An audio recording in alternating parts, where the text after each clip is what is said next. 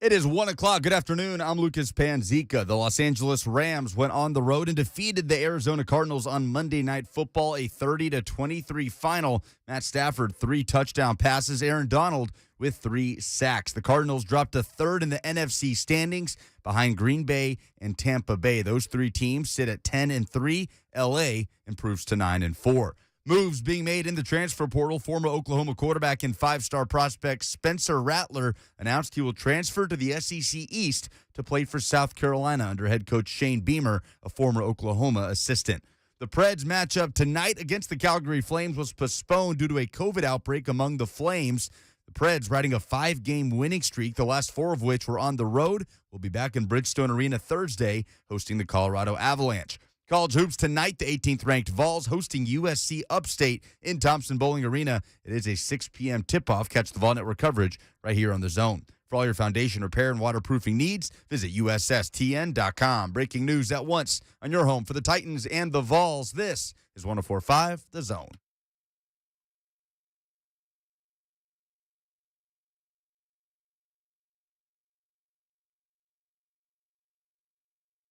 Blaine and Mickey, 104.5 The Zone. What's up, everybody?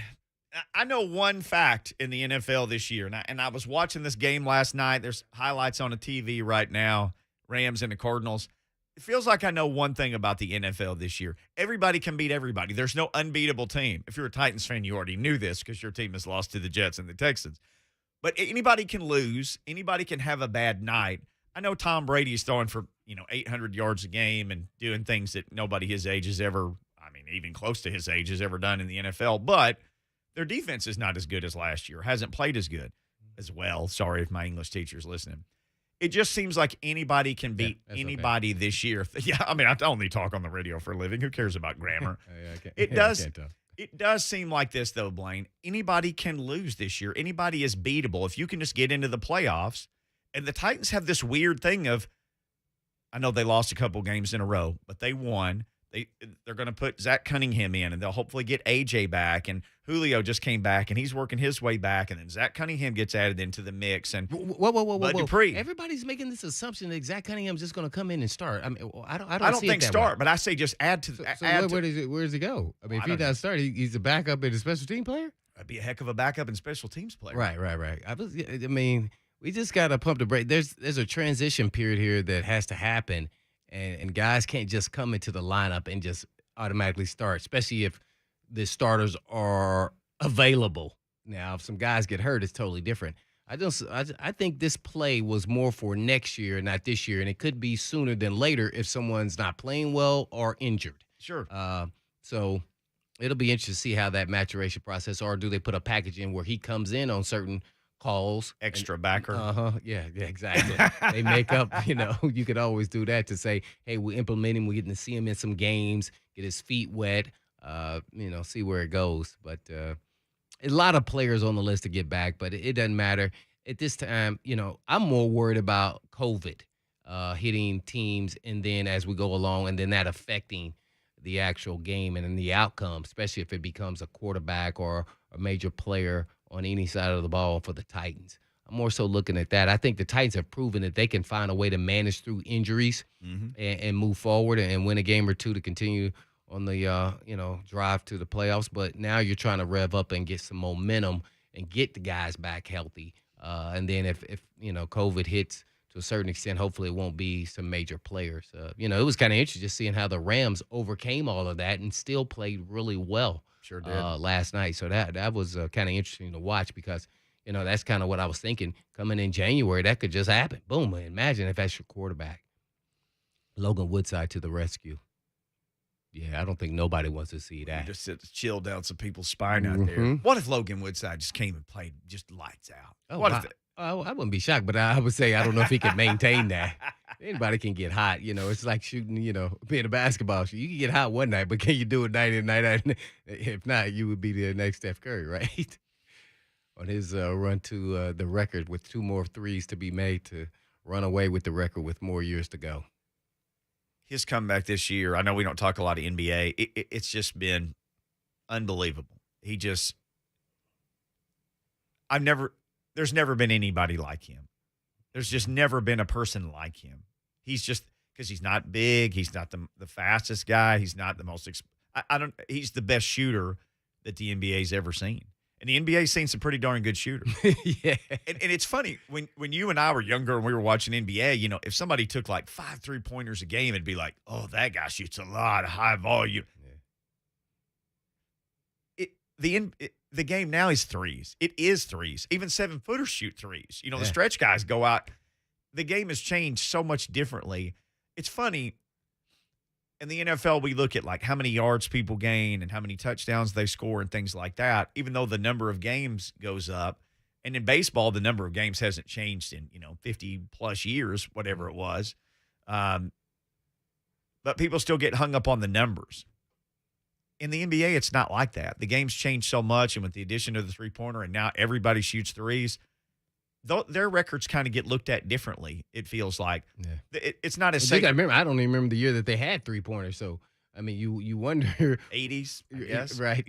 Maybe some players might have been some record holders during that period of time, too, as well. So, every game has kind of evolved, and now we've gotten to the point where, all these guys are dynamic players in any form of whatever sport it is, which is kind of amazing, the athleticism and the shot making and the hitting the ball over the fence, how far, and everything else has just kind of changed with analytics and all those factoring in each sport.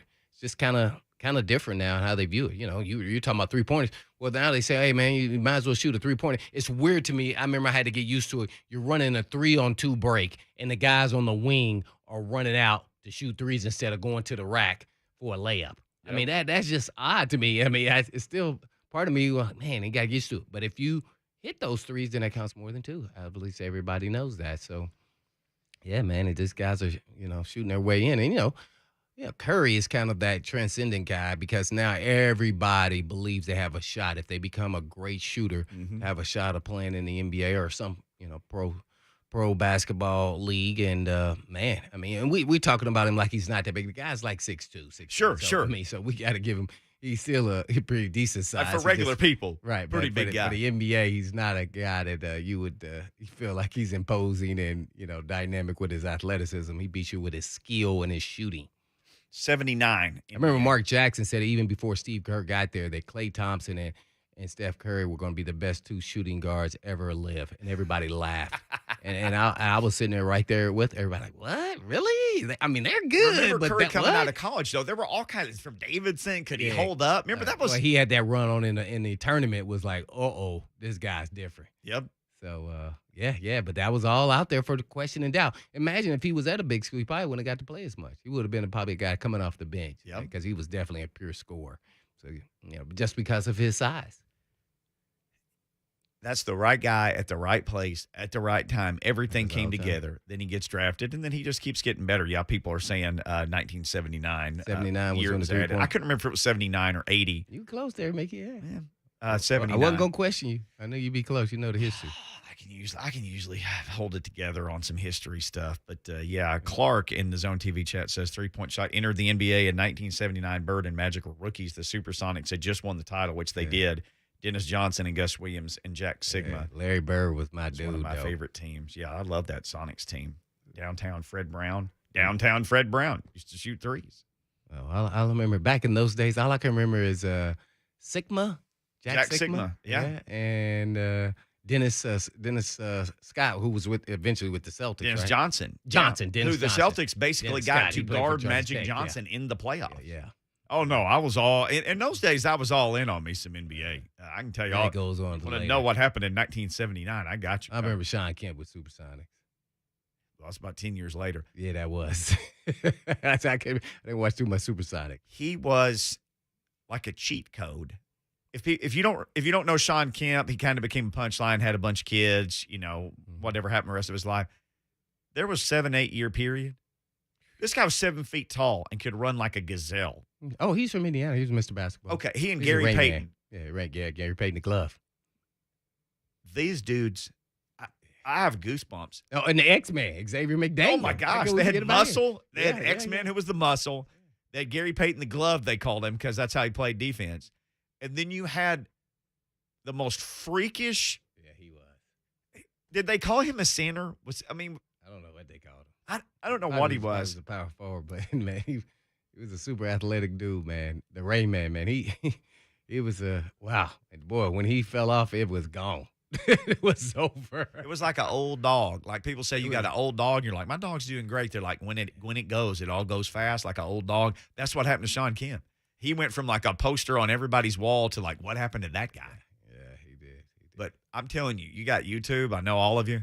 Just go onto YouTube, look up Sean Kemp, and just be prepared to be absolutely devastated by what this human could do. Yeah.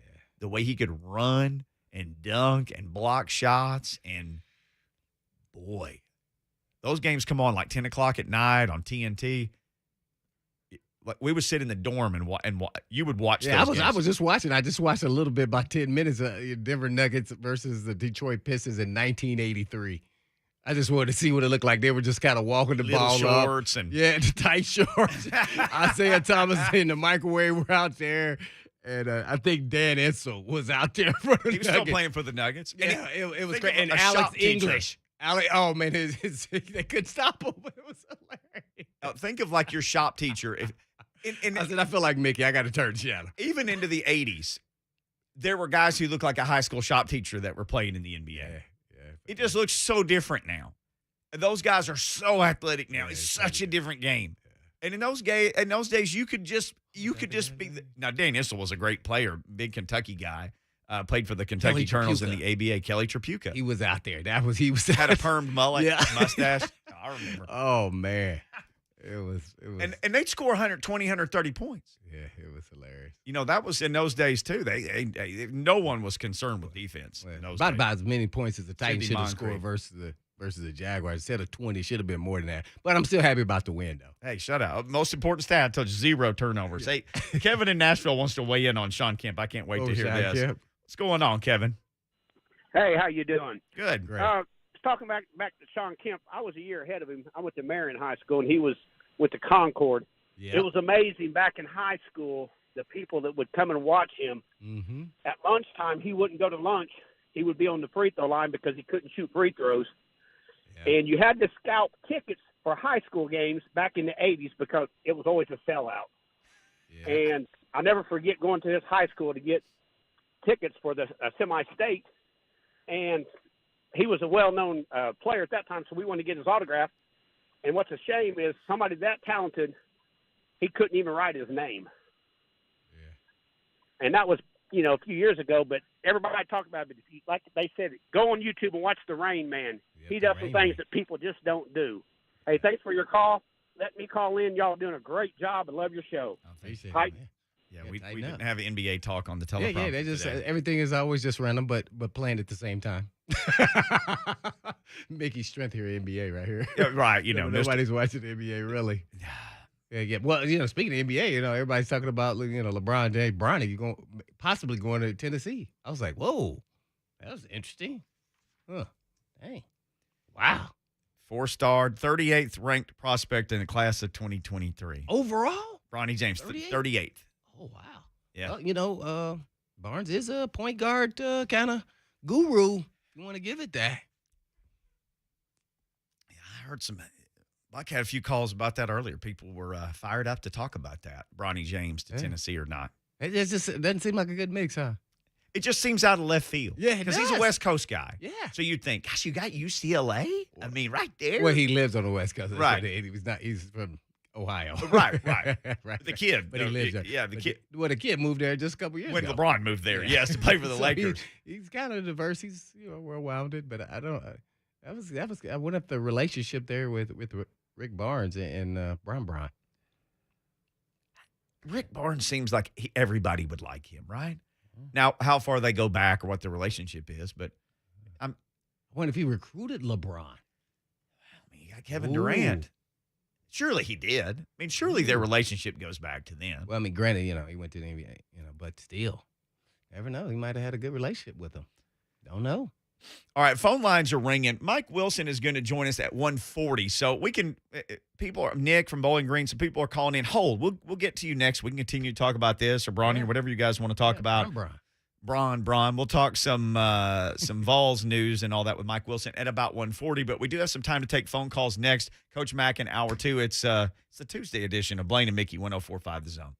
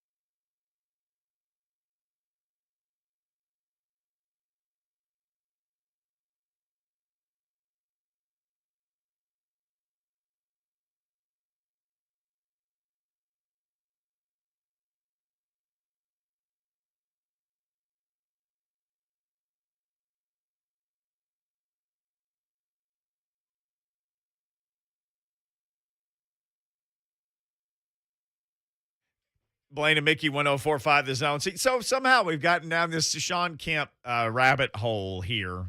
I don't know, man. Well, we were talking about three-pointers and 3 points in the NBA. Then the Supersonics came up. Somebody brought up the 70 Supersonics. You said, I remember Sean Kemp.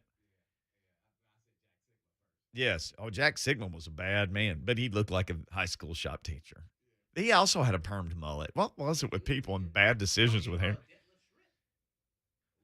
Now, he came along later. He was part of those great Supersonics teams. My first memories of NBA basketball are of 1977. Okay.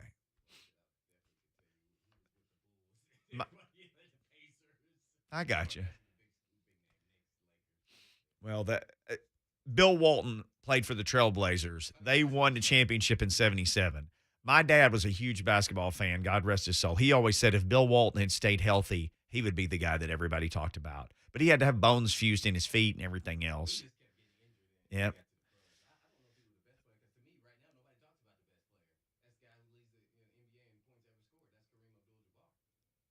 And we talked about him, but this generation has forgotten completely about him.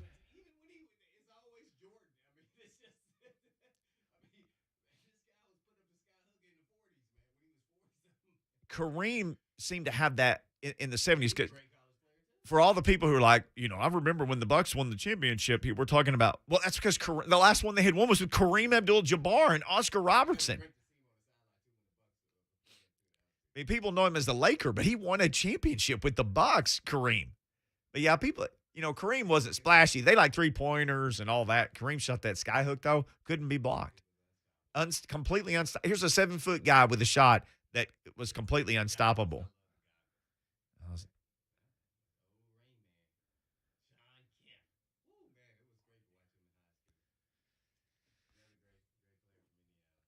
Well, people want to talk about this. We got 2 calls from Bowling Green, Kentucky about Sean Kemp. We've got Nick and Dan. Let's get Nick in first. Nick, hey, first of all, how in the world are you doing up there? Hopefully you and all your people are okay.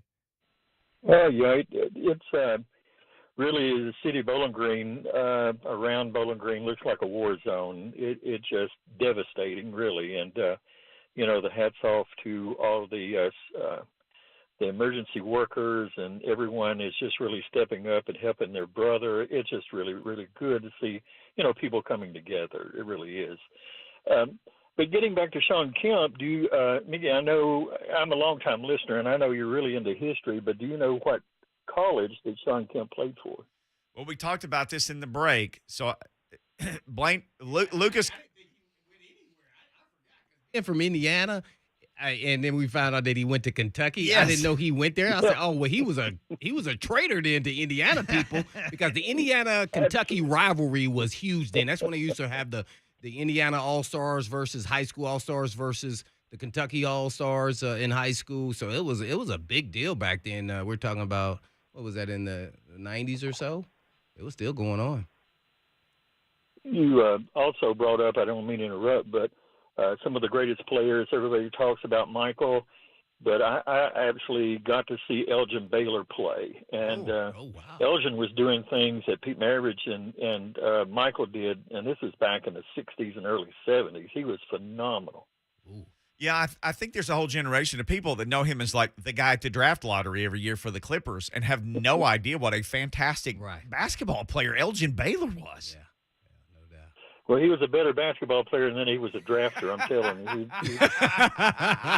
That's very true. Well, his talent didn't go that far. But he was going to tell us something about Kemp, right? Yeah. Did you have a Kemp thing for us, Nick? Yeah, he actually got called for stealing a necklace in the dressing room at UK. I can't really remember what player he got caught stealing, but he only stayed at UK for like 1 or 2 years, and he was going to be on his way out, for stealing anyway. He had like a Mr. T starter set, that he wore, and, they was going to kick him off the team if he hadn't left. Man, well, I appreciate the call, But did he ever Nick. play a game? I do not remember him playing a game for Kentucky. Nick, he never played for Kentucky, and we looked this up in the break. He wound up, because Blaine said, I think he went to a community college. He did. He left Kentucky, went to Trinity Valley Community College in Texas. he went there for a semester, never played, and then went to the NBA. Yeah, I was just I never remember him playing college ball. Thank you, Nick. Yeah, man. Yeah, but he wasn't smarter than that rock sitting over there on the ground. Unfortunately, man, and that kind of carried him throughout the rest of his career. Everybody gets but gifts. as far Yes. his gift was his athleticism was off the charts. That's it. It stopped right there. Other people got more, say, book-related things. Yeah, He was a freakish Well, athlete. he had magnets on his hands for all the jewelry that he was not just Okay, kidding. all right.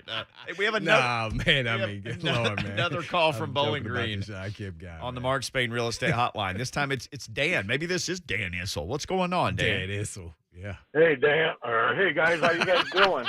What's going on? Great. Hey, You Dan. said my name 3 times. You got caught up. That's all right. What you got? But, What's yeah, going on? I played high school ball with Sean Kemp. Did you? Whoa. Really? At Concord? Yep, I went to Concord. Wow. Yep, I sure What was did. I that- played what was 2 that years like? with him? He was unbelievable talent. I remember Coach Hahn was there at the time, and he was talking about this kid in junior high, and 6'8", in 8th grade, and they thought about bringing him up to the varsity team, and they said no, he's too young, and I mean he was scoring like 40 points a game in junior high, and once he got to his freshman year, our coach still did not want to bring him up, and we were like 1-4. And finally, the coach said, "Yeah, we're going to bring Sean up." And the kid we had to go to collapsible rims after the second game. At the time, back in the mid to late '80s, we didn't have collapsible rims, or at least not every school did. But Sean brought us the collapsible rim to our school.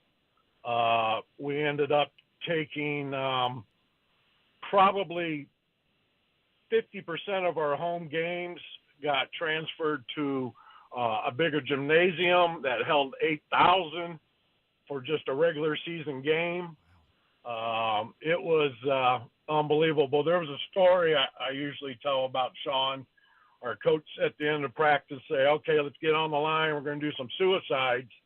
Then he brought out the rolling ladder. He said, "If Sean can knock this quarter off the top of the backboard, we don't have to do suicides today." So he gets the rolling ladder, puts a quarter up just about halfway where it's hanging, and Sean took 2 steps and knocked that thing off the top of the backboard. It was unbelievable, man. I tell you, this guy was an unbelievable athlete, man. He That was. was- And he's made a lot of mistakes in his life. Yeah. and done a lot of dumb things. I still in contact with him, but he's done a lot for the community of Elkhart, from where we were from, and also Indiana. for the community of Seattle. He still lives out in Seattle. He's well known out there, of course, and he's an advocate of bringing the NBA back to Seattle. But all in all, he's a real good guy. He's just made some dumb mistakes, and but life goes on. Well, Dan, you tell that big rascal he's got some fans here on the radio, and if he ever comes around, we'd love to talk to him. Yeah. We're big Yeah, fans. sure enough. He's a great guy, and I remember the times of Bobby Knight being in the stands, Mhm. Eddie Sutton, where he did go to Kentucky, Right. and he did get in trouble. He actually stole the necklace from Eddie Sutton's son Sean. in another locker room. Yeah. Mhm. And that's Yeah, kind of how it all went down. And he went to the community college in Texas, stayed about a semester, and was told he could get drafted first round, 16th pick. And the rest is history after that. But all in all, it was a great experience. He said my son's a big Sean Kemp fan. He has probably more memorabilia than anybody I know. Sean has been more than gracious to my son and for a lot of people in his community. Yeah, no doubt. Dan, thank you, man. That's Yeah, great good stories. he kinda Thank you, buddy. Yeah, he kind of turned his life around. man. but, Hope Dan which and was all his always folks great. doing Yeah, up man. there. But he was a phenomenal. I'm telling. I mean, we were in at that time the Hoosier Dome. I think when I saw him play. Golly. And was he full 6'10" Yep. by that time? Mhm. Okay, because Yeah. his This was senior profile says he was 6'10". Yeah, this was his senior year. Yeah. I mean, like Scottie Pippen grew 7 inches in college. I didn't know how much. He was just so grown. stringy, like, and long and athletic. It was just, it's never nothing like. I haven't seen it yet. Not in high school. No way. He was his profile actually says he was the 17th pick of the first round. He made 6 NBA All-Star teams. He was 3-time All-NBA second team. Was obviously McDonald's All-American in high school and some other stuff. Man. All right, Jerry wants to talk Titans. Maybe Jerry's had enough basketball talk. Jerry, what's going on? Thanks for calling the Mark Spain Real Estate Hotline. What you got, bud? Hey, buddy, I just want to talk in general here. It's got nothing to do with the caller that just called in, but I want to make just some general comments here on like the Titans and the laws. You know, I think it's a shame as a Tennessee fan. I am a Tennessee fan, a big Tennessee fan. And don't get me wrong, but I think us Tennessee fans want something instant. We want instant winners, even if it's in pro or college or whatever. And we need to realize that it takes years to do this. Like Belichick got fired from Cleveland. I mean, you know, So where's he at now? He's a Hall of Fame coach, going to be there. And Belichick is sort of like his, I'd say, son, kind of. He was there. Give him got a chance. I mean, you know, and they are. I mean, really, they are. And we know we got a good team. We're 12-4. We're a great team. So I'm not bashing anything, but I talk to my friends. They going, oh, we should have won this game. We should have done this game. But Belichick has a plan. The same way our new coach at Tennessee has a plan. And if we'll just are you talking about Josh Heupel? Or yeah, Mike Josh Heupel. Okay, all right. Okay. I thought you were talking about the NFL because you kept talking about Belichick. Sorry about that. I was talking about Josh Heupel. I was talking about Tennessee in general. Tennessee in general wants to see a winning team on the field every time they get on the field. I don't care if it's pro or college or tennis or hockey, or they want to see a winner, you know.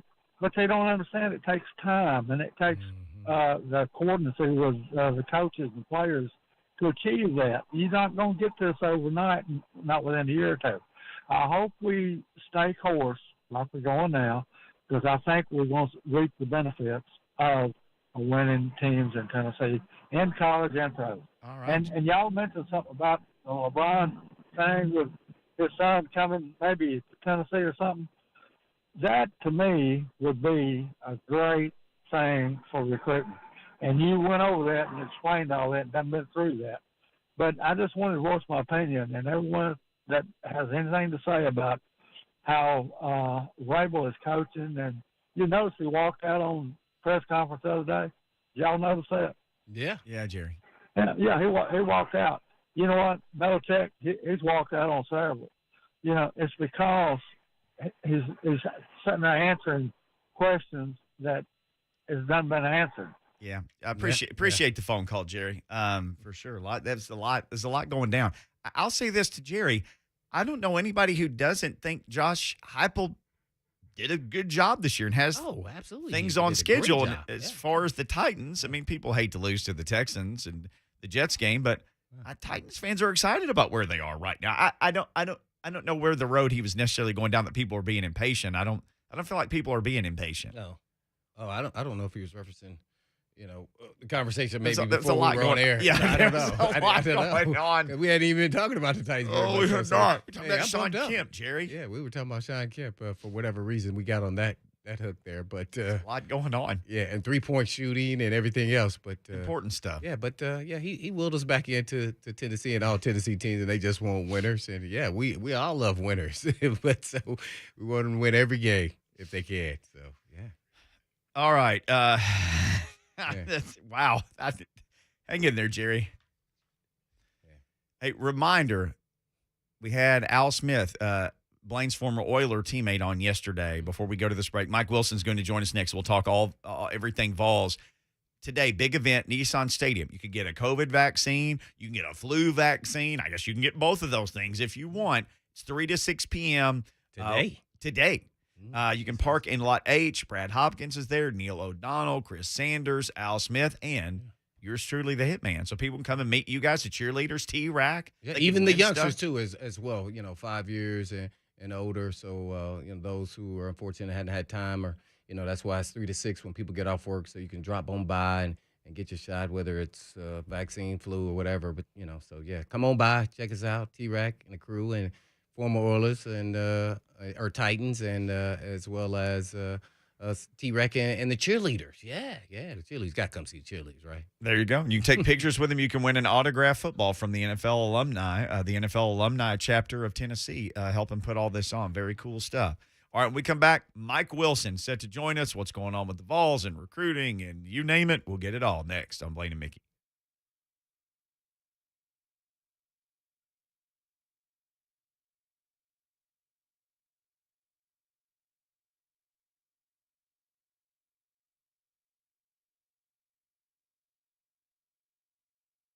All right, the end of that's just hard to say. The end of the NFL season is approaching quickly. It is, but this week's Thursday night game is going to give you a big divisional matchup between the Chiefs and the Chargers, big rivals. And guess what? FanDuel Sportsbook is about to make this week even bigger for you and me because FanDuel is going to give new customers 30-1 odds on either team to win. The Chargers, they just won a big one, but gosh, the Chiefs are red hot right now. Probably leaning KC, but you can win $150 on just a $5 bet. Make the bet you want to make on FanDuel. They make sports betting simple and easy. When you win, you get paid in as little as 2 hours. And if you're already a FanDuel Sportsbook user, all customers can get $50 when you refer a friend. Plus, your friend will get $50 too. See for yourself why FanDuel is America's #1 sportsbook. Sign up. Use the promo code at Mickey, Mickey. And again, you can win $150 on just a $5 bet. You got to be 21 or older, present in Tennessee. New Year's is only $10 first deposit required. Must wager in designated offer market. Max bonus $150 bonus for Tennessee users filled in site credit within 72 hours. Tennessee site credit expires 14 days after receipt. Restrictions apply. See full terms at sportsbook.fanduel.com. Gambling problem? Call the Tennessee Red Line at 1-800-889-9789.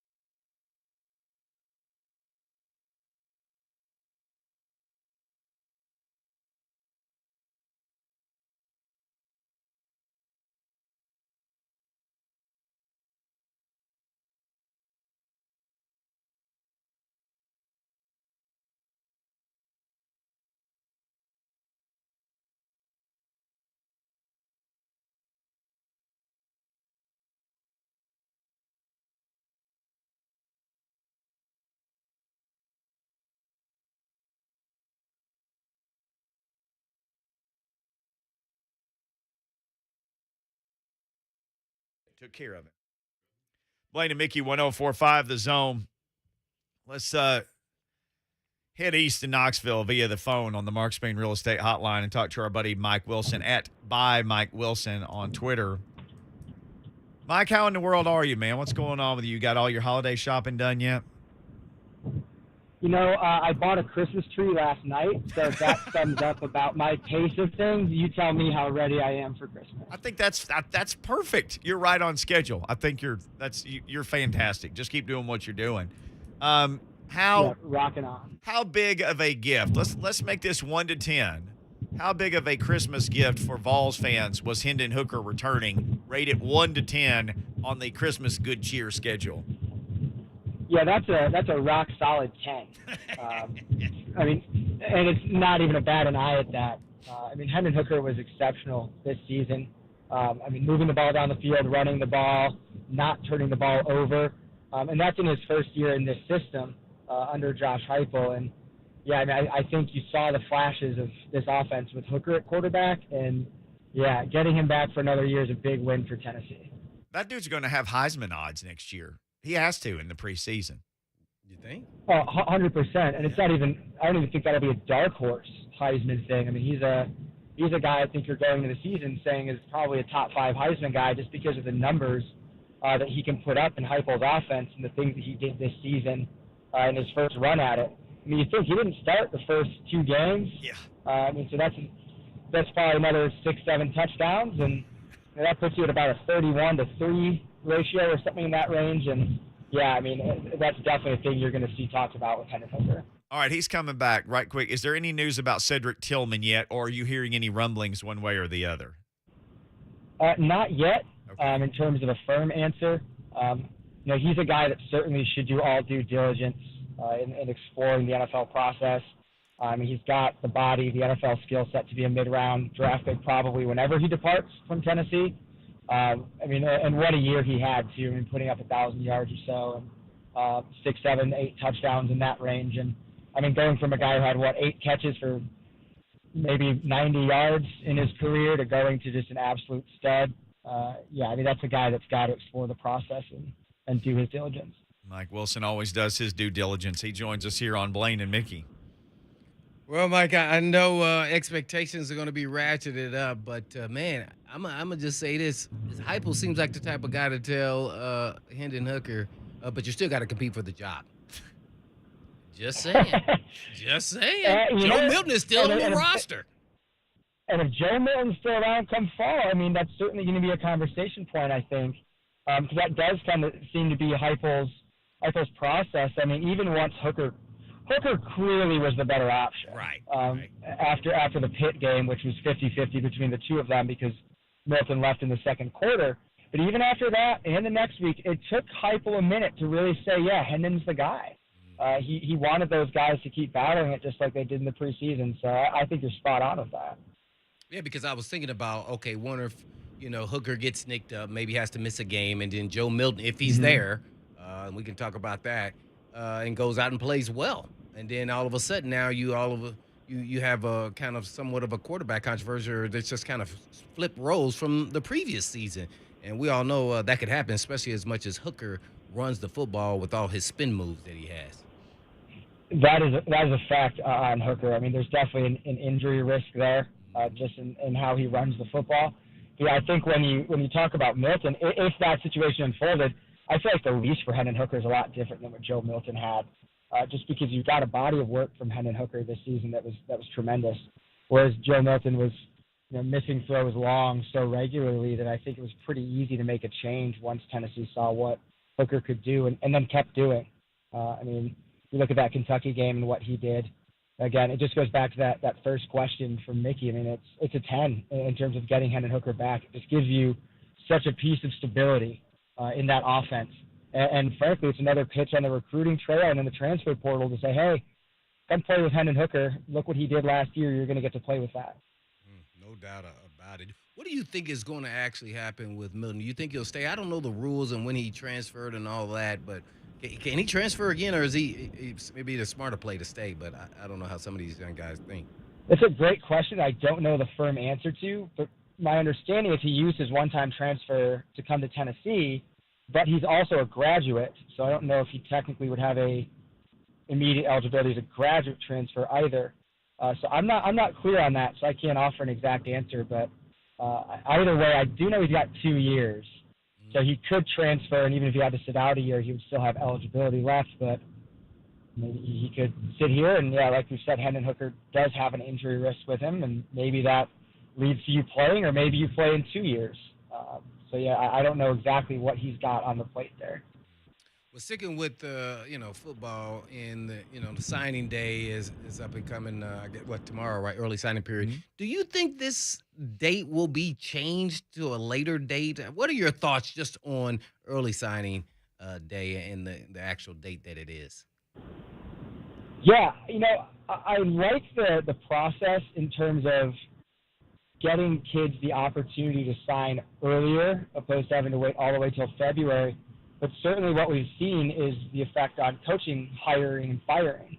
And that's certainly the talk around that at this point, is what does that look like when you're firing a coach 5 games into the year, hiring a coach before they go through the end of their season. I mean, it's very different. And it's obviously accelerated by both the recruiting cycle and the transfer portal, because you want to see teams get their rosters settled earlier than they used to. So I think it's got to change, but I've always been in the mindset, let a kid sign the day he commits. The whole formality of the day is becoming very antiquated at this point to me, and it would change the cycle dramatically, obviously, to get kids the opportunity to sign when they commit. It makes an offer far more serious from a school's perspective, and it makes a commitment far more serious from a player's perspective. But that would clean that up in terms of that. But there's obviously a whole lot of things that have to change with that too, is if a coach leaves, da-da-da-da. All I can say is I'm glad I'm not the one who has to make those decisions. Well, did you like the fake slide rule change immediately before anybody cramped? Yeah, I didn't know the NCAA could move that fast on something. That was Right. news to me. That rule should change. I thought that was smart, but I mean, there are a lot of rules that should be changed that fast as well when you look at targeting and the way that's done, and the way that players are tossed after one penalty like that. But for some reason, those rules aren't reviewed very quickly. Yeah, it's kind of interesting. I guess onto basketball a little bit. And we were talking, there's rumors out there that Bronny James potentially could go to Tennessee. I don't know the relationship with Barnes and LeBron James and everything else, but do you think that's a good fit? I mean, anytime you can get a player with that talent, I think you say it's a good fit. Right, that's what I say. I mean, I saw a clip from him last week hitting some NBA threes in a game against his dad's alma mater out there. I think it was at Staples Center, if I'm not mistaken on that. Anytime you get a player of that caliber, it's a good thing. Now, that said, being in the media, I also recognize the circus that would lead to. Yes. And that's a media circus, that's a program circus. So, I mean, I don't know. That was something that I got sent this morning and last night by a couple of different people trying to draw my attention to that. And I was like, well, okay then. But from a talent perspective, no brainer. No doubt about it. We're with Mike Wilson with the Knoxville News Sentinel. Mike, I know you're not one of these guys that's necessarily chasing recruiting stuff all the time, but I guess the Justin Williams, the 4-star running back, Tennessee and Auburn still in it. He's a guy that Vol fans are still kind of holding their breath on. Anybody else that you can think of that, people are really kind of biting their fingernails over, wondering does he or does he not over the course of the next couple of days? Yeah, that wide receiver Webb that just committed, he was one of those guys that Tennessee fans were certainly focused on getting. 4-star kid, big, tall receiver, and that they got him. Missed on a couple guys the last couple of days. Landed a 4-star tight end for next cycle, I believe. Yeah. In Davis from up north, I think Wisconsin, if I'm not mistaken on that either. But yeah, the running back one's a big one. I mean, Tennessee only has one running back committed at this point, I believe. And with Tyon Evans leaving, Jabari Small kind of being the guy, Jalen Wright having flashes, and Laneith Whitehead having flashes. I think it would be pretty significant if Tennessee was able to go and snag an immediate impact guy at running back, because you saw how many guys they want to cycle through at the offensive skill position. Well, Caleb Webb, I think, is a receiver you were talking about. I mean, just imagine telling that guy, hey, you can come catch passes from a Heisman candidate here, and we throw it deep. Watch the video, because, boy, do they throw it deep.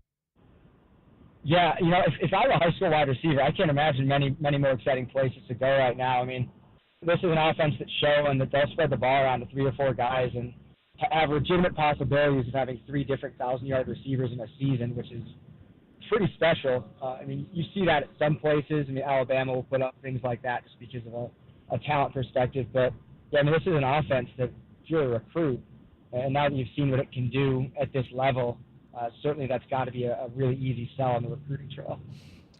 Well, Mike, one more last question. It'll be about the basketball team. I know they were struggling there versus Texas Tech shooting threes. Seemed like they got that under wraps, I guess, lesser competition. But, to me, when I watched them, and that was just that game, it seems like they need some post play. Do you think that will continue to improve as the season goes along, gets ready for the SEC?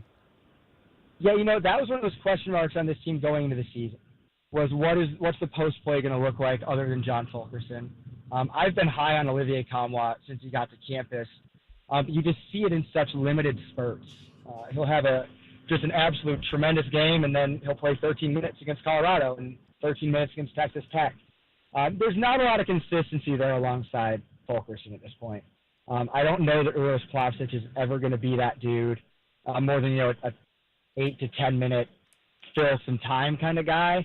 I think we've seen Brandon Huntley Hatfield could be that guy, but has to be more consistent in his role with defense and rebounding because you see the offensive talent there. But that is an area where Tennessee's thin. And I think now that Josiah James is back, him being able to play the 4 really helps them in terms of spacing that out. But, yeah, that's an area where they're a little bit thin, and they're going to remain a little bit thin just because it's kind of those 4 guys they've really got there. Mike, good stuff. Thanks for jumping on with us today, buddy. Merry Christmas. Enjoy that tree that you just put up. Put a picture on social media. Let us see that rascal. Yeah, we'll see how well I get it decorated before I decide if it's ready for public consumption or not. All right, follow him on Twitter for tree pictures by Mike Wilson. Thank you, sir. Happy holidays. Appreciate it, Mike. Thank you, guys. Same to you. Yes, sir. The one and only Mike Wilson briefly held the mustard bottle after the wild craziness in Knoxville during football season.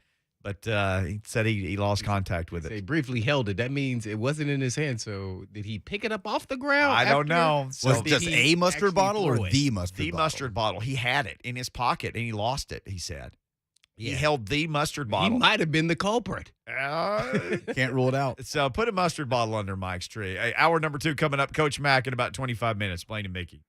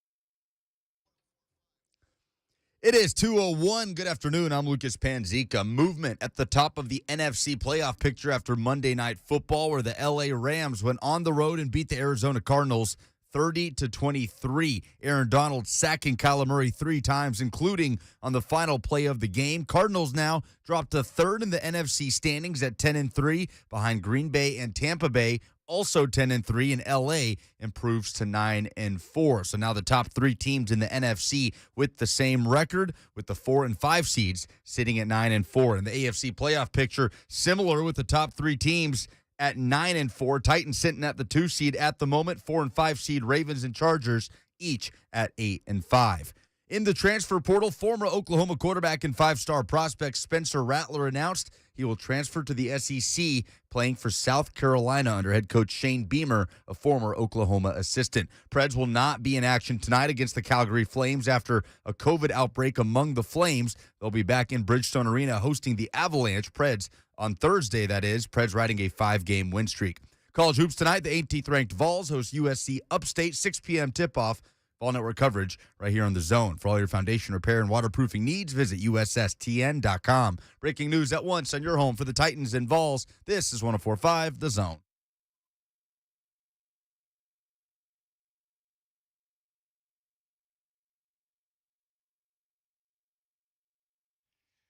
Blaine and Mickey, 104.5 The Zone. What's going on, everybody? Happy Tuesday. Coach Mack will be on with us. In about 20 minutes, we'll certainly talk a lot of Titans. Some news out of the NFL, some of the individual players we brought this up earlier. We were talking about the Titans trying to make a run down the stretch, last 4 games, and getting guys healthy. And Blaine said, that really the thing that scares me the most is COVID, some kind of COVID outbreak. Well, this is going on right now with the Rams. This is per Adam Schefter. Anyway, due to COVID, the Rams have closed their training facility and have entered the intensive NFL protocol. Charles Robinson, the Yahoo Sports reporter, said the Rams are bracing for more positive COVID results today and over the ensuing days. He said it could be a Browns type of situation.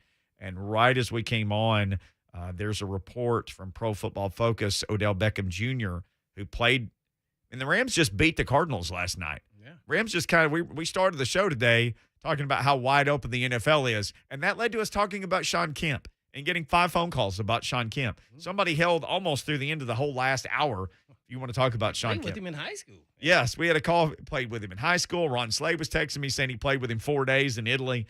Odell Beckham Jr. has tested positive for COVID-19, Josina Anderson, with that report. So I guess this Omicron variant or whatever we're dealing with right now, I don't want to speculate on anything to do with COVID, but this thing, I had at least one person tell me, seems more contagious, but maybe less lethal when you get it.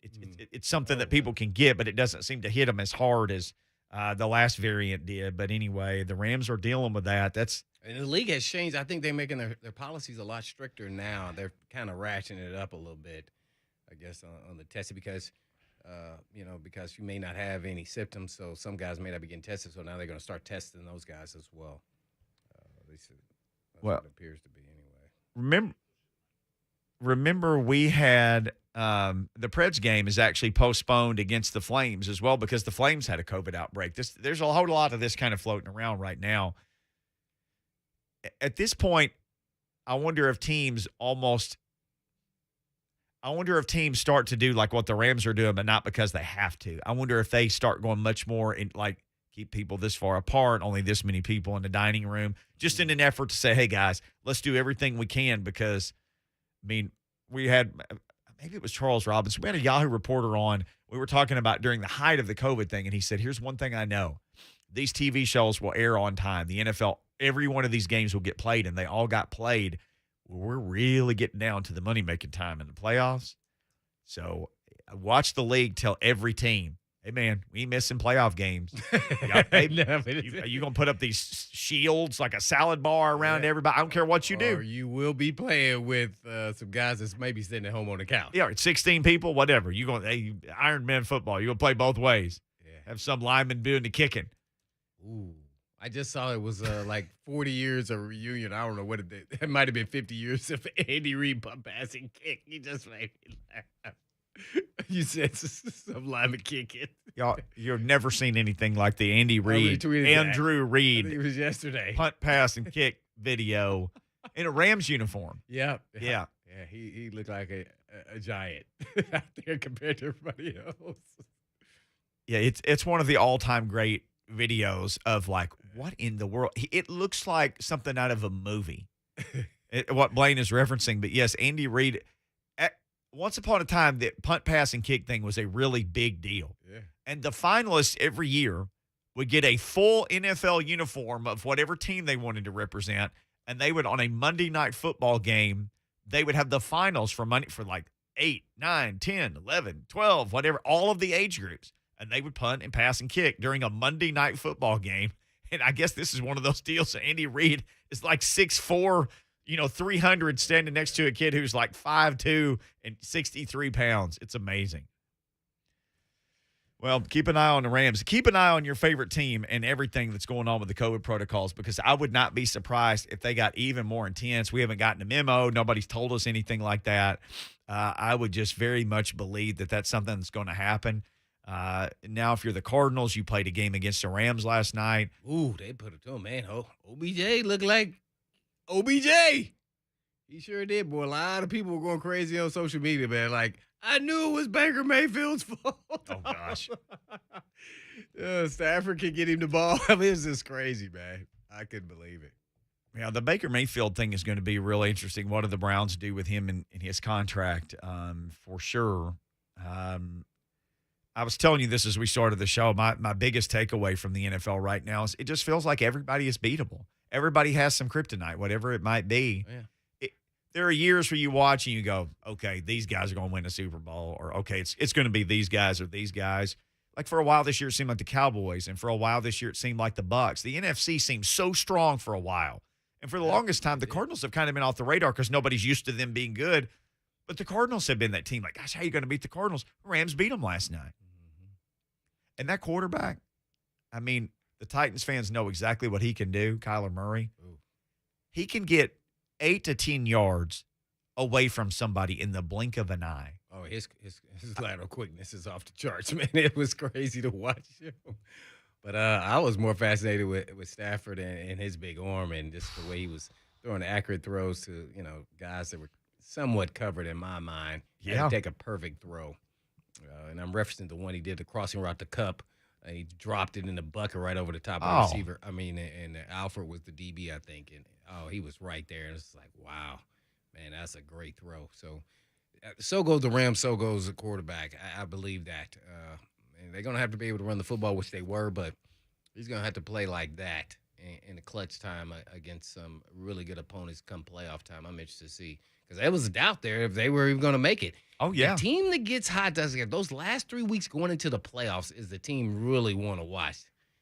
And that's why I'm really anxious to see when guys start coming back. And you reference some guys who just got on the team in Cunningham. How much do they contribute? Do they go on this run? Then there's nothing that can stop them. They got backups here. It doesn't matter who's healthy. Guys, they got players all over the place. Then they make plays and they come together and play as one at the right time. It's going to be interesting because everybody now is talking about the Chiefs are back. Sure. Chiefs in the AFC. Chiefs, they look like the best team in the AFC. Nobody's even talking about the Titans. So that's kind of good in that we'll just keep on plucking along and knocking people down along the way and getting some wins. And then next you know, the Titans are on the run. And how important is it to get the number 1 seed? Yeah. I mean, it could buy you one more week for the King to rest up that foot. Well, we had Beauclair on yesterday. He said that's David Beauclair of Sports Illustrated just covered the Titans since they got here. And his thing was that's going to be a hard decision to make because you got his whole future to think about. You got what do you do with him? And you've said this all along. If he's active, then he's got to be the King. Yeah. If he's active, you can't go. We're going to go 7 carries today. That's just not who he is. Nah. So if he plays, he has to be full King. I mean, You've said that since the beginning. Like, get well, take care of yourself. But if you put him back out there, it's not with some pitch count like people talk about. Well, his presence, too. That doesn't mean he has to get 25 carries. Right. But he has to be on the field and be that kind of impactful player without even, getting carries. He's just that good. I mean, so people are going to have to address him, and then that makes things easier on the outside for whoever's out there, whether it's AJ, Julio, or whoever else, NWI, Rogers. I mean, you name it. You need to put Gold Tate on the list. NWI he continues to be a good story for this team. Yeah. Buster Screen is a guy that you liked when they signed. That guy played more snaps. I read through the snap counts. He played more snaps than anybody on defense on Sunday. But so now you've got guys like that who've shown like, hey man, I can play. Maybe you get Jackrabbit healthy. Christian Fulton is healthy. Byard, Chris Jackson. Chris Jackson will come back. See how your depth starts looking, and you go, uh-oh. When somebody gets nicked up in the game, we ready to rock and roll. Ain't nothing stops. Just keeps rolling. Bud Dupree can come back this week. And I brought up Zach Cunningham off the top of the show, and you're like, now remember, they still have plenty of good players. My main thing about him was that's just another great player you could do something with. Right. They could put a package in for him. He comes in certain situations. I don't know how I would go about that. I think that's more of a play for the future in my mind, but you just never know. They got to assess him. So got to see him in some games. So when will that be? So we got some injured linebackers. Some coming back. Long is the only one I think impactful that is still that has a possibility of coming back. I know Rice is never been. Yeah, Long's never been on IR and has missed a month plus now, I guess, which is interesting to me. Which means they think he might have had a setback. Get him back this week. Okay, don't put him on IR. Okay, get him back next week. Okay, because they've been. He's he's a twitchy guy. Yeah. And when I say that about some guys is his game is built on quick twitch move. I'm going to beat you to the punch. It's not about size and power. So that's an element of his game that he's got to have to be effective to me at his position because of the size that he is. Because he's that 5'11" guy at linebacker that tries to beat you to the punch. It's not like he's running through blockers to 300-pound guys and then making a play. His game is I'm going to beat you to the spot. Well, we got that guy. Well, if you could get everybody some sense of healthy, because the Titans had maybe the best 6-game watch streak that anybody's had in the league this season with who they beat. Then they had their cool streak, lost a couple of games. Like you said, they now have a chance to literally go back to being one of those teams again who's on a hot streak. But we got to find a way to get by Pittsburgh this week first. Yeah, and I could be wrong too, but I'm gonna say this. And it just through my experiences, and it could have had some bad experiences. When we had the bye week in the first round, we lost every time. Yeah. Something about just keeping that momentum going, and you got that mojo. Maybe you got somebody important nicked up, but I don't know. Looking back on it, we just had that. We didn't have that mojo. Ooh. We didn't have it. Whether we lost a close one or, maybe not so close, it didn't work out that way. Well, it works out this way. We got Coach Mack coming up next, what Blaine calls the Mack Attack. We will talk Titans with Coach Dave McGinnis right here next on Blaine and Mickey.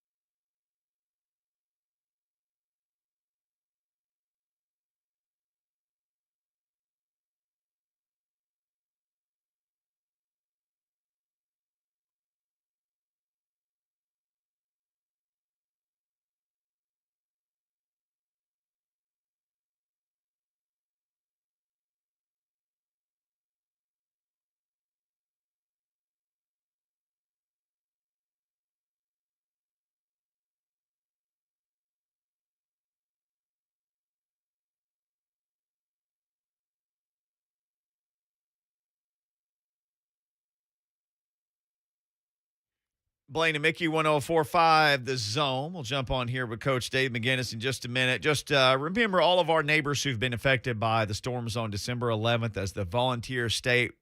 Maybe you're wondering how you can help. Well, at The Zone, we've created a collection of resources on how you can help all your friends and your neighbors in need, or maybe you need some help. Anybody who's affected in Tennessee and Kentucky, go to 1045thezone.com/help.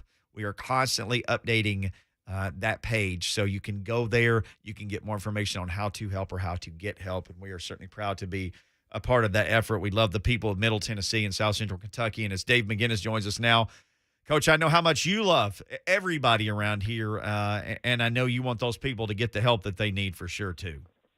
Yeah, absolutely. I experienced it over here in East Nashville with the one that we had, come through here very recently. And I mean, it's just the total devastation is just heartbreaking. It really is. And the one thing that I can say is that the state of Tennessee always rallies around everybody else when they need help. And so, but just the devastation and seeing what went on, I mean, your prayers go out to them, and they definitely need our prayers, but they need our help too. And so, whatever anybody can do, they need that help, and they're going to need it for quite a while. It's not just the immediate day after. I know that I just experienced recently, as I said, here in East Nashville, that day after, then you start looking around and you see the work that has to be done, and it can only be done, one day at a time, but all hands on deck. So all help is needed. Coach, you brought up a term on the ball game Sunday. I think it was Ford over Rooster. And when you said that, I'm from the country. I knew exactly what you meant when you said it. What does that mean, Mickey, guys? Let me in on that. What does that mean, Coach? I'm so glad you said that, Mickey, because, now I got a lot of friends down in Texas that listen to our broadcast. And they said, immediately, Coach Mack, that's so. And then I've got, a lot of other friends that are involved in the ranching business or that are out, that do work, out in the country. They knew exactly what I meant. Mike Keith looked at me and he said, Coach Mack, what does that mean? And I said, well, let me just say this. In Texas, most people drive Ford trucks, especially out there in the country. And if anybody knows anything about roosters and chickens will usually stay in the yard no matter what. A rooster will run out in the road, to try to run and go and do everything. And if you're coming down a country road and turn a corner going pretty fast, and you got a rooster in the middle of the road, he can't run very fast, nor can he fly. So normally he hits the bumper of that Ford truck. And so that's kind of the way that tackle was made. It was a Ford over Rooster. We say that all the time in Texas high school ball. That was a Ford over Rooster hit. Oh, my. Yeah, as soon as you said that, Coach, you knew exactly what he was talking about. I knew exactly what you meant. If you've ever driven down a gravel road fast, and it's anybody who has chickens, roosters, they have guinea fowl as well, guineas. Yeah. Everybody's hit. And I'm sorry, Peter, if you're listening, but Coach Mack, that's just a fact of life in the rural areas. Well, yeah, it is. And so, as I say, it was very common to me. And Mike Keith was looking at Coach Mack, please. And I'm glad he said, please explain it, because I'm sure there were some in the audience that didn't know, but now they know. But I know this. I had a lot of people hit me up saying, Coach Mack, you took us back to our childhood with that Ford over Rooster. Yeah, you took me back. That was a throwback defensive performance. You got to go back to Blaine and his teammates at home to have a shutout. I bet you enjoyed, as a lifelong defensive guy, I bet that was very enjoyable watching those Titans pitch a shutout. Yeah, I loved every minute of it. I just got through breaking down all of the interceptions, for beneath the surface for Titans All Access, and I really enjoy, of course. The game, winning the game was very important. You guys know, we talked about it last week. The importance of that game was magnified, and you couldn't even state how important that was, especially coming off the 2 weeks that we had lost ball games going into the bye. But anyway, just to watch them continue, you watch them practice all week. And let me just say this, we talked on this show last week about getting your dudes back, about how essential that was going to be from here on out, as to when we're trying to get into this tournament. And just the way they were able to have some healthy people at practice, so they were able to practice with some speed finally last week. Mike Vrabel and his staff and his players have not been able to practice with speed for a while because they've had so many people missing that they've had to alter practice just to be able to get people out there to get them into the game plan. And so the whole thing came together very, very well. And, as Blaine was playing for the last shutout that was here in this stadium. It's hard to do. I don't care what you're doing in the National Football League. First of all, teams are too good. Kickers are too good. You cross the 50, most people have somebody that you get a little closer, they've got a chance to bang one through. So to be able to play a defensive game in conjunction with your offense and your special teams for field position, to shut somebody out, that was a big deal. I loved every second of it. We always love having Coach Dave McGinnis on, brought to you by Farm Bureau Health Plans. Need great health care coverage at an affordable price. Let Farm Bureau Health Plans coach you through it. They got you covered just like Coach Mack has us covered each week. Well, as much, Coach, as I love the defense performance, I know they didn't rush the ball that many times, but 8 yards rushing, doesn't matter who you're playing, man. That is really hard to do. Wait, were you ever involved in a team just held somebody to 8 yards? Never. And I've been on some dominant defenses. Defenses, right. Yeah. But here's the other thing. Too, Blaine, and let me just say this. I've never been in an NFL football game as to where the opponent only tried to run it 8 times in 60 minutes. I mean, never. Wow. I mean, that dumbfounded me. It really did. I mean, I couldn't quite figure out, what all that was about. And, it was a 10-point separation for quite a while. So your run game was still very viable. And I said that I had broken down those interceptions, but 2 of those interceptions, they completely fooled that rookie quarterback about what he was seeing pre-snap and then what he got post-snap. Jayon Brown, they completely fooled him with that one. They were all up, and then he bailed out. And then Buster Screen fooled him because they made it look like post safety, and then he was a slot player. Then they busted out of there to Tampa 2, and then Buster Screen did a great job of pattern reading. 1 took off, 3 swung, so he knew number 2 was coming in, and he just rode it right down and picked it off. So I mean, they fooled that guy a lot, and I think the fact that they were having him just throw it so much, when the game was still in doubt. Now in the third and fourth quarter, it wasn't in doubt. It was just a matter of how much the Titans were going to win by. But early on, to just run it 8 times, Blaine. Now they discouraged them pretty early because they were pretty much swarming any ball carrier that they had. But it was a great demonstration. And I mean, I guess they had talked a little bit about the success that they had against the Titans in the first game when we were down there in Jacksonville running the ball. And so you know how that is, Blaine. That can get under your skin as a defensive player pretty quick during the week. Yeah, as always, they rushed for 198 yards the first time and then 8 yards this time. So I'm sure that was good bulletin board material. It's one thing when I watch how everything is unfolding, not only just for the Titans, just the league in general, and how guys are missing, and 1 week one team looks great, the next week not so much. So it made me think about Vrabel, and I don't think he gets enough credit that he deserves from the outside media on how well he's doing and with this team, and that he should be in the conversation for Coach of the Year, in my opinion. And nobody's even mentioned that. Well, and again, I'm glad you say that, Blaine, because and again, you look at it and look what he and his staff have done, and the players. I mean, the players deserve a lot of credit with this. I mean, last night on that broadcast, all of a sudden, the Rams are missing 6 people because they're out for COVID. Well, try playing with 86 people for about half the season.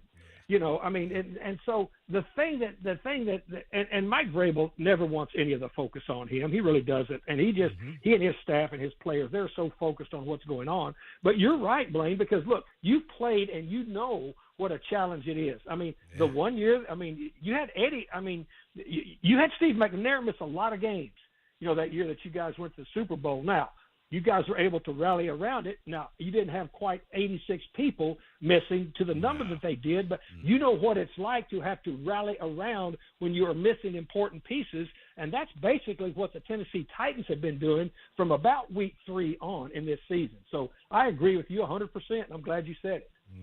As a former head coach in D.C. in this league for a very long time, one thing I got out of this game, and everything was, hey, you could have put up more points on offense, defense played great, but yeah, here or there, you got a lot of coaching points. But man, Tannehill got hit a little too much for me, especially some of those free shots. Some of them could be on him and making checks and get rid of the ball and maybe sliding protection and everything else. But as a head coach, former head coach, would you come out of this game saying we need to do a better job of protecting our quarterback, even if it's on him or the offensive line? I mean, because that's really what I came out of the game with. That was kind of negative to a certain extent. No, absolutely. And I'll tell you, the one that was on him, I watched the tape, and the one that was on him was that one that came clean from the left. Oh, my God, that hurt my back watching that. Yeah. I mean, he was hot off of that protection. That was his fault. Now, the rest of them, yes, and I tell you, it's not just it's not just us looking at it and saying it. That offensive line is saying the same thing. Oh, yeah. He did. He got hit too much in that game, and we were able to come out of it, first of all, without him being injured. Second of all, being able to win a game, a division game that was very, very important to get to 9 wins. But absolutely, when they're in there looking at that and they're in there, they've already gone over that tape and they'll go over it again, and they're going to have to identify fronts and the same thing, because Pittsburgh, I'm sitting here breaking Pittsburgh down, they're going to bring heat also. So that's just what it is in the National Football League. But, yes, I agree with you. But as I said, the one I know, and I don't know every call, but I know enough about ball looking at that one where he got just drilled, where that guy was free off of his left side. That was a hot read for him. That's on him. Well, with Coach Mack giving us the Mack attack. Coach, it's interesting what the Titans have been able to do, literally getting guys off the street free agents. Another great example is Buster Skrine, who's played inside and outside. He played more defensive snaps than anybody on Sunday. Mike Vrabel has really raved about that guy as well. Well, there's a reason he's raving about him. First of all, when you watch him practice, he practices with a purpose. I can see now why I really liked him coming out of Chattanooga. He was a feisty player. He's got speed, and he's a fearless player. He is a fearless football player. And, to be 11 years in the league, as to how he's done, I can see why, because what you watch him practice, you can tell how seriously he takes it. And Mike Vrabel has said, he came in immediately and dedicated himself to as many hours as it took to learn what's going on defense. He played in the slot. He played at corner. I really like the player. I've got so much respect for guys that play or have played in this league, number one, to begin with, but really a lot of respect for veterans that can continue the way it is now with free agency to go somewhere else and assume a different role, maybe that they've made their bones with early in their career and still be very productive. I'm a big fan. I'm a big fan. That interception that he made, when you go down and break it down, Blaine, you need to go break it down. You would be so happy watching that from the slot, because he made that slot read. That quarterback had no idea. He thought those two seam droppers that middle was going to be wide open. Buster Skrine read that 3-man route combination and just followed right on his hip. He's a good player, but the way that he practices and the way that he has assimilated himself to this team, his teammates really took a liking to him very quick, because players recognize guys that football is important to. Players recognize ballers. Ballers recognize ballers.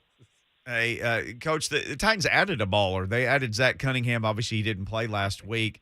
Whether it's him or whether it's anybody, when you have a player who comes in, how do you start to implement him into what you do? They've already got some really good linebackers. How do you work a guy like that into what you do, whether it's him or anybody? Well, first of all, he's got knowledge of what this scheme is, because he spent his rookie year, with Shane Bowen and with Mike Vrabel at the Texans. And then, this guy's a good player. I've always liked this guy as a player. He's a little bit different build. He's 6'3". He's long. He's one of those long wire rope type of guys, but he's a violent player. He plays with a lot of violence, and that's really warms my heart. When I watch defensive players play with violence, because that's what you've got to be in the National Football League. And he was a tackling machine for them. Whatever went on down there, I have no idea. I don't really care. Clearly, John Robinson and Mike Vrabel are satisfied with it. And plus, I think it helps that Mike Vrabel and Shane Bowen, knew him as a person. And so they'll bring him in, and he will assimilate into the defense. Now, clearly, if he's going to be active, then somebody else has to be inactive. But the big thing about him that's a big plus. Mike Vrabel says he's a very good special teams player, too. That's another bonus. You got a starting linebacker in the league that's also a good special teams player. And then if he comes into your situation and he can do a little bit of both, where you're rotating people, that's a big help, too. So it's going to be interesting to see how they work him in this next month. Yeah, for sure. Coach Mack on with us, giving us the Mack attack here on Blaine and Mickey. Well, a couple more questions, Coach, and that is, how do you, approach Pittsburgh week, naturally, T.J. Watt, and how you go about your play calling, let alone your protection schemes? This guy's a special talent. He's got 15, 16 sacks or something just off the radar here, man. This guy may break the record if he stays healthy. Well, first of all, I hope that groin keeps him out just one more time. Right, no doubt. Now, if it doesn't, you're right. No, he's a special talent. I mean, he's a relentless player. You're going to have to be aware of him, and you're going to have to. And here's the other thing that happens too. I mean, they don't just line him up one place, which most people are doing now with their best people. But you're going to have to be very aware of him, and a lot of times when you set your protections, you're going to have to understand that even if you set your protections, sometimes that way he can still get through it. I mean, we saw a great example of that last night with Aaron Donald. They had their protection set to him. He still didn't care, And so when you've got guys like that are able to make that much of a disruption off the jump from the start, you've got to be very aware of where they are. And believe me, when you watch tape, it's not real hard to figure out that he can be an issue. Their defensive front is pretty stout. But, Blaine, I mean, there's no way you cannot be aware of where he is on game day. Yeah, no doubt about it. We're on with Coach Mack giving us a Mack Attack. I guess lastly for me, give us some of your favorite memories playing the Pittsburgh Steelers in Heinz Field. Well, I'm going to narrow it down. Heinz Field in the new Well, field. I've coached games in Three Rivers and Heinz Field. Okay. I've been there, quite a bit. Yeah, Here's the thing that I know. All the different teams that I've been in and have gone in there, it's always had the same feel to it. It's like, to me, all those years I spent with the Bears going into Green Bay, when you go into Green Bay, Wisconsin, and you go into Lambeau Field, you are at an NFL football place. You can feel the history. The history is soaked into the place. And even though Heinz is not Three Rivers, that history is still soaked into that franchise. You can feel it, and it does not matter. It does not matter how good your team is or has been, or how good their team has or has not been. You know that it is going to be a physical, hit you in the face game from start to finish. Those are very, very savvy fans up there. I always used to enjoy it because it was so steeped in NFL history, but you knew you better strap it up. You played against them a lot, Blaine. You know how it is up there too. You cannot go in there with any shoelace not tied tight and any mouthpiece not strapped in. You better be buckled up when you're playing ball up there, and that's the way it's going to be this Sunday. Yeah, you got to double pad it up, neck brace and all. Oh, that don't exist anymore. Neck brace. Coach Mack, hey, on the way out, the game Pittsburgh played against Minnesota really seemed like a microcosm of Pittsburgh's whole season. For a while, they're just getting punched in the mouth. Then they almost won the game at the end, and Big Ben's out there throwing touchdown passes to everybody. What are you seeing with Big Ben at this point in his career? Well, he's not as mobile, clearly, as he has, because in the past, when Big Ben was brand new, I competed against him when he was brand new, and he was a big dude that could run, and he could run over you. He's not that guy anymore. He's 40 years old. He's not that guy anymore. But what he is, he's still that smart, and he understands where everything is. He can make all the throws. He can dissect all of the coverages. And still, you guys saw in this game, I know you guys watched that last game against Minnesota, he's still hard to get on the ground. And so I talked earlier in this segment about how much they were able to bogey coverages and fool Trevor Lawrence. Trevor Lawrence at times didn't know whether he was foot or horseback looking at the front that the defense was giving him on Sunday here in Nissan. You're not going to do that to Ben Roethlisberger. You're going to have to be able to execute and cover and tackle, because he's still, even without the mobility, he's still got the sense, and he's still got the touch to put it where he wants to put it. Sure does. They got a bunch of skilled players for him to get the ball to, and the kid Freiermuth looks like the second coming of Heath Miller to me. Oh yeah. Yeah, Freiermuth's the real deal. That guy's legit. Claypool is legit. I tell you who's legit, guys, is Najee Harris. Yeah.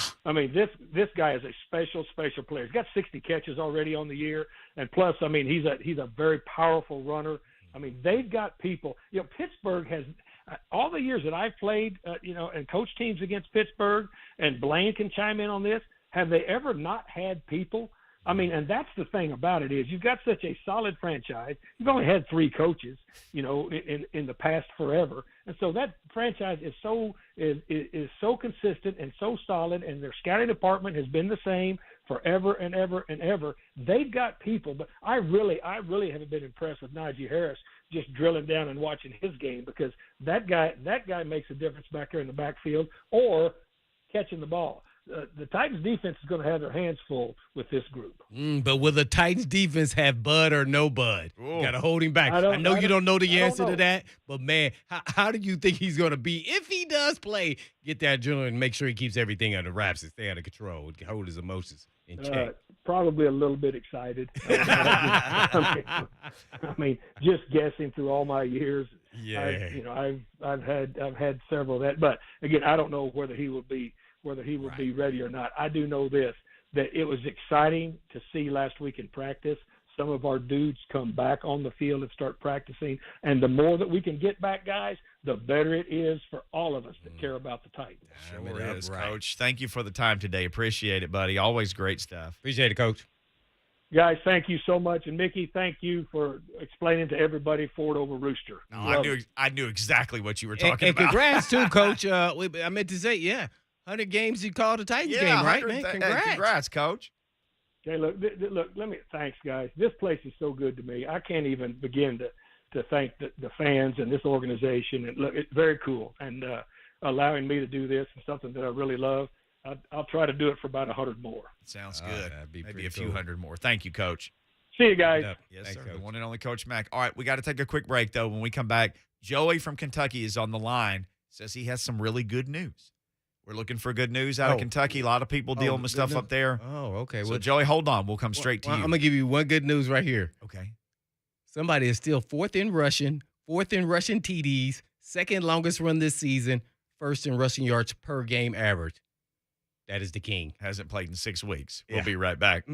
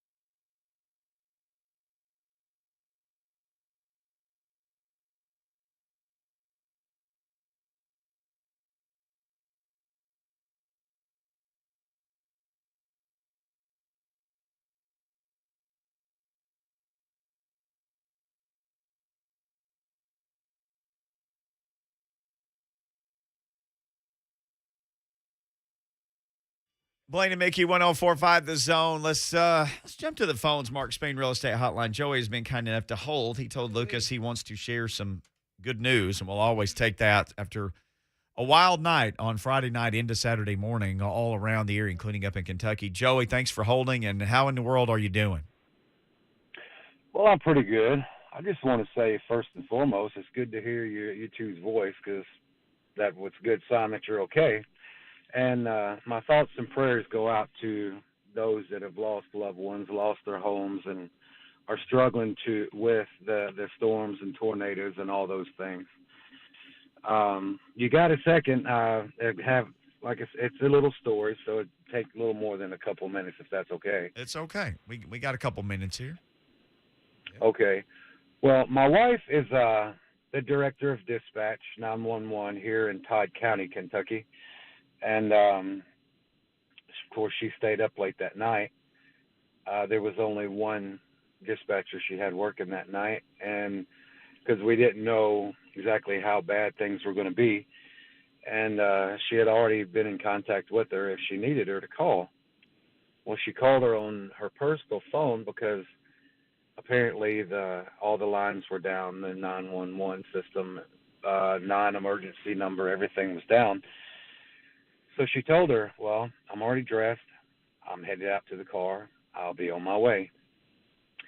And we probably live about 15 miles from the city of Elkton, which is Todd County's capital, and that's where everything is at.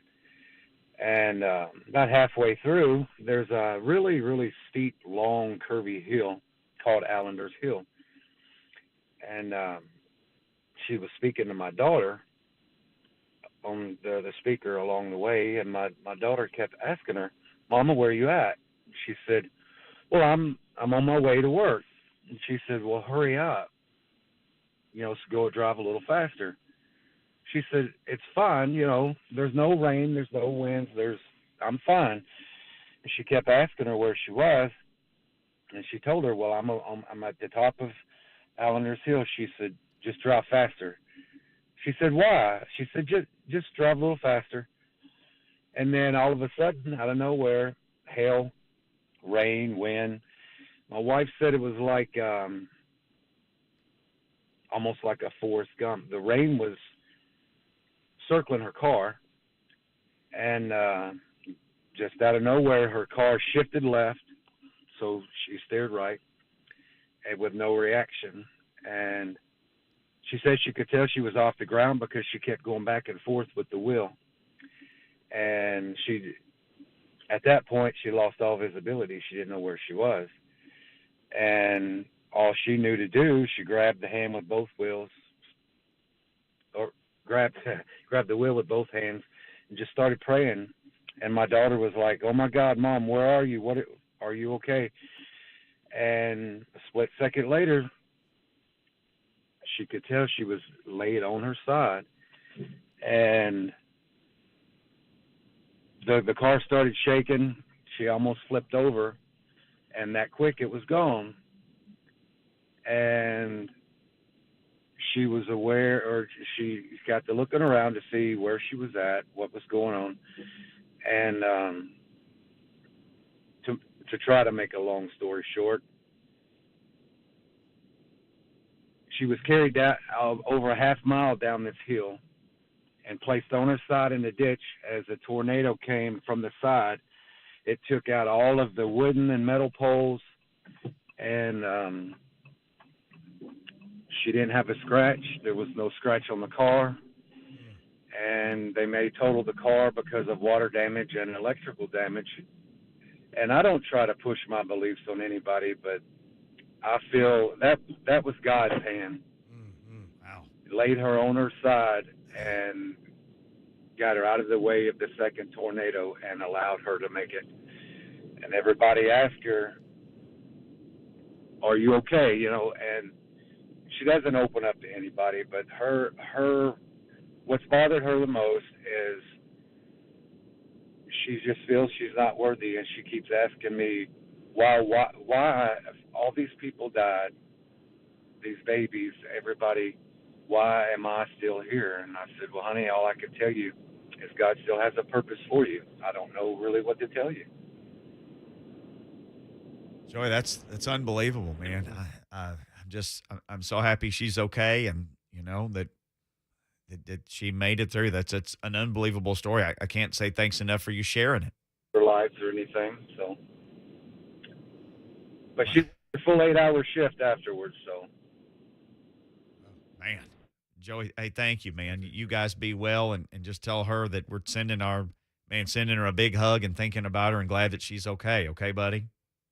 Yes, sir. Y'all take care. Thank you. What a heck of a story. Wow. Incredible story. Again, we talked about this earlier. If you need some help, if you want to help, go to 1045thezone.com/help. There's all kinds of information about how you can help those in need after these storms on December 11th in Tennessee and Kentucky, or how you can get some help for yourself. We just want everybody to get the help they need. We love you guys, and sorry for anybody who's experiencing something awful, and we're happy for the people who survived it. Now let's get together and let's help everybody and get them the help they need. No doubt. With the sun shining bright and shiny, man, we want to end on a good note and a positive note. And as always, Mickey, You know it. we leave the show with Peace. peace.